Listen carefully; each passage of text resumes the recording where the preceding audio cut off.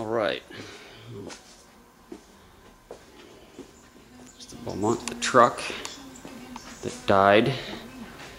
Actually lost the brakes at 40 miles an hour, bouncing over curbs and sidewalks, got it stopped, but I think there's some safety unit hooked up to the ECU that when the master cylinder is empty, it shuts off, you can't start it, and I can't figure out how to get that re-going now. But back to the D-100.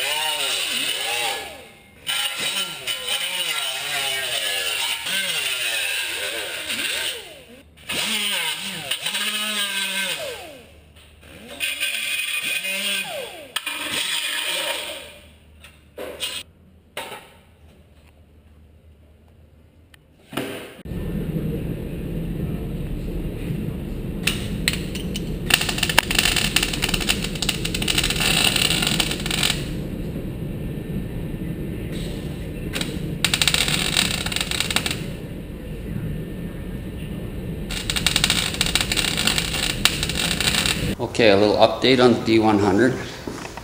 We have got all the floor pans are in here. Not all the floor pans, sorry. The driver's side floor pan is in, all welded up, and pretty much ready to go on this side. That's made up of 3 pieces there. 3 little patches. Only because I underestimated when I was making the first one on how much was actually rusted out. So I had to add a little patch into the corner. The rockers are pre-fitted here. I have to take them off because I want to get the weld-through primer and everything on before I tack those in place. On this side you'll see this seam here where the rocker fits underneath here. Well, the other side we had to cut it up higher, but the biggest problem is these welds solidly welded down here like this. And so you can tell that these are done by hand, the spot welds. They're not even in a straight line, they're all over the place here. And if you go the other side, it's totally different.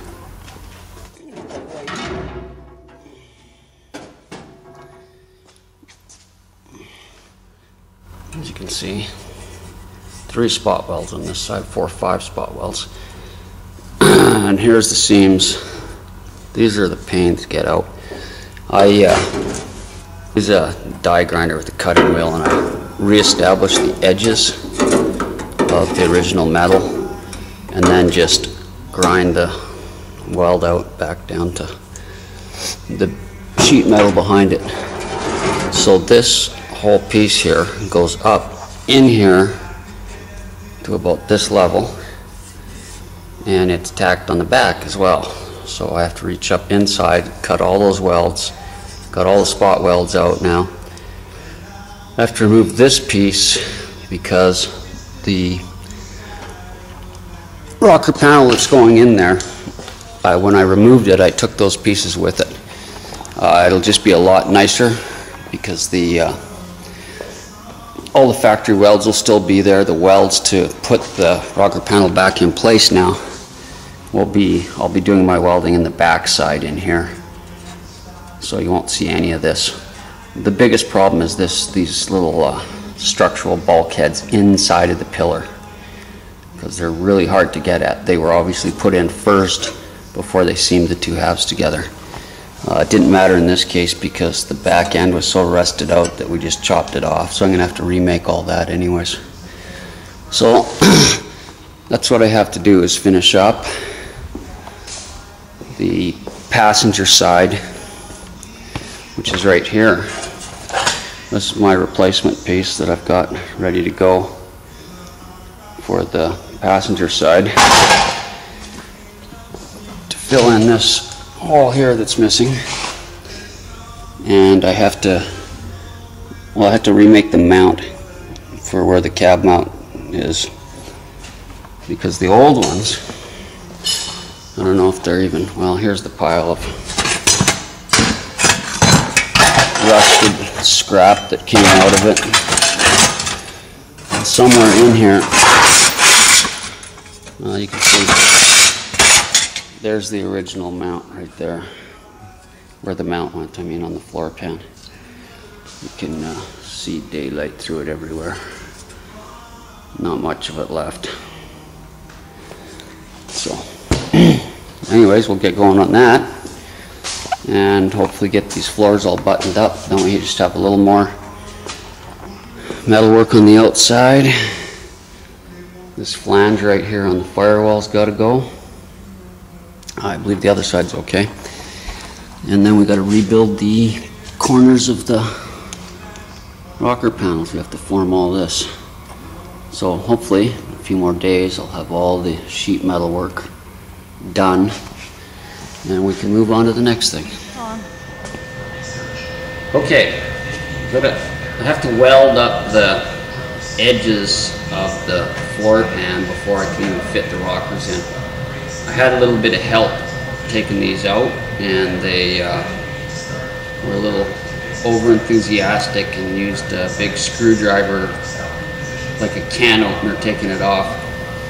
So the edge of the floor pan is damaged a lot. They went right through it in a couple spots with the screwdriver. So I had to hammer and dolly it all straight, and what's left now I'm going to weld back together. I got a bunch of holes I got to fill. I heard somebody mention about putting copper to back up holes for welding, and yeah, copper's okay. Any non-ferrous material is fine because the weld won't stick to it. But I prefer brass because it's denser and you can grind it off to clean it, which you have to do every now and then. No problem. So I prefer brass, but yeah, brass, copper, anything like that works great, especially if you're filling big holes. And I don't like to clamp it right tight. I like to space it down a bit, leave a bit of a hole so I'm actually filling that, and then I can grind it off on both sides and build it up a little. Otherwise you end up with a paper thin little wafer weld in there, and I really don't think that's got any structural value. So if you take a look down here on the floor pan, you'll see all the screwdriver marks here. The holes where it went right through. This was all creased right down, punched through just like a can opener. It was all, I dollied all this back up. I think this was a flat pry bar went through there. This hole was a spot weld that got just yanked right out of the thing. There's a piece of brass behind that right now. That's one of the first things I'm going to weld there. So yeah, it's pretty rough. Anyways, we can do some welding here.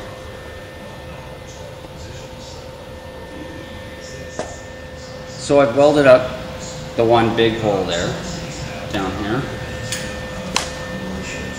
Just in there, the big hole I welded, it was right there. That's gone. I'm just working my way down. I'll get all these as I go, weld them all in. And I'm welding up the holes on the front as I go too. I just, then I'll re-drill the holes that I need. And I don't want my spot welds that high up anyways. So, and I want them a little more evenly spaced. But what I was thinking of about the brass and the copper. Okay, here is what I was thinking of about the brass and the copper. This is the brass I use. It's just scrap. There's the doorknob cover thing on the front of someone's house. I guess it was for so the keys don't scratch your door like that. But anyways, it's a nice thick piece of brass. I just bend them in whatever shapes I need them. This is a nice tight band, round band. Clamp it in whatever direction I need. But instead of clamping it, what I use is magnets. And those welding magnets that you get from like Harbor Freight or whatever are terrible. They hardly hold their own weight, not alone clamp a piece of steel on. So this is a good trick. These are neodymium magnets, rare earth magnets, and they are super, super strong. And You only need a couple of them and they will hold anything on there. They are out of old hard drives. So if you have any old computers that don't work, tear the hard drives apart, especially the old IED hard drives. Take these out and they're excellent for clamping metal on anywhere. Like those red stupid magnets wouldn't even hold that, I guarantee it. So I just got a handful of those and they're great. That easy clamps way faster for doing this kind of stuff. Anyways, more welding to do. Okay, I've welded up all the holes in the pan here, and that's as much as I'm going to do because I want to fit the rocker panel on first, and before I even put my patch in, I want the rocker panel bolted in place so the rest of the pan is sitting exactly where it's supposed to before I weld that last patch in here for the floor pan. I don't know what everybody uses, but I know that on sheet metal a lot of people are using the 035 wire because it just seems to be the standard wire, I guess. I find it too thick, especially when you're trying to fill holes and stuff. It's too easy to just blow right through the metal. You do more damage to the metal because of the heat. So I use the, I think it's 023. It used to be 025, but they switched to metric here, which is 6 millimeters, so that's 023 wire. It's just a lot easier to control the heat, and it's great for filling. I would rather fill with steel any chance I get than bond it. Anyways, here's the pan as far as I'm going to go with it.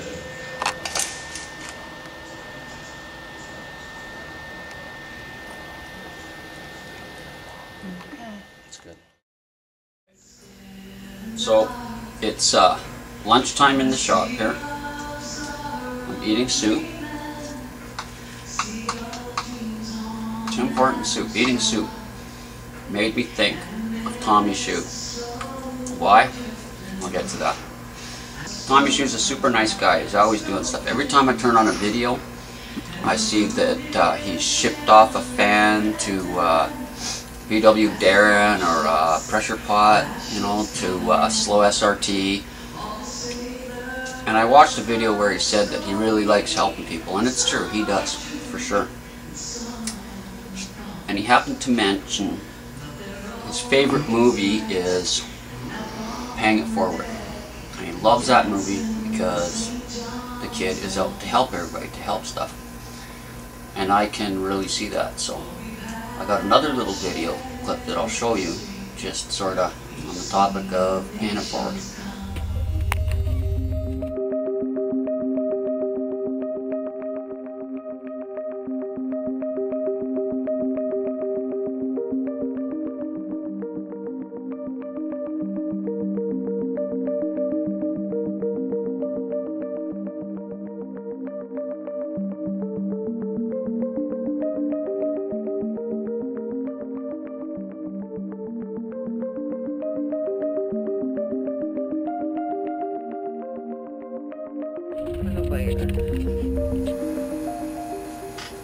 So the reason I showed you that wasn't because I thought that I was doing some big pay it forward thing. That was something I've been doing for a long time. I actually did that when I was 15 years old, and my mom used to pack my lunch when I was working all summer to buy a car. And the place I was working, right behind it, there was a couple homeless guys, and I used to split my lunch with them every day. That's when I first started doing it, and I've just done it, you know. The one guy that lived next to me there said, why are you feeding the bums, because they'll just keep coming around. And or I say, I mean, because they're human beings, and you know, any of us could end up in that situation very easily. You know, I didn't think it was that big of a deal. None of them caused problems or anything. I mean, all they did was look for cans in the garbage. That was it. So I didn't think it was a big deal to do. And it's not a big deal for me, but I think for that it obviously is, because I mean, they can't thank you enough for doing that. And I'll give them food any day. A lot of them I won't give money because, you know, they have alcohol problems, this and that, and I know exactly where it'll go, but, you know, if I feed them, I feel I'm doing something a lot better. Anyways, just so you know, that wasn't, it just reminded me of it when Tommy Shoe was talking about that, the pay it forward thing. That, man, if people would do that, I'm sure it'd be a better world. Anyways, thank you.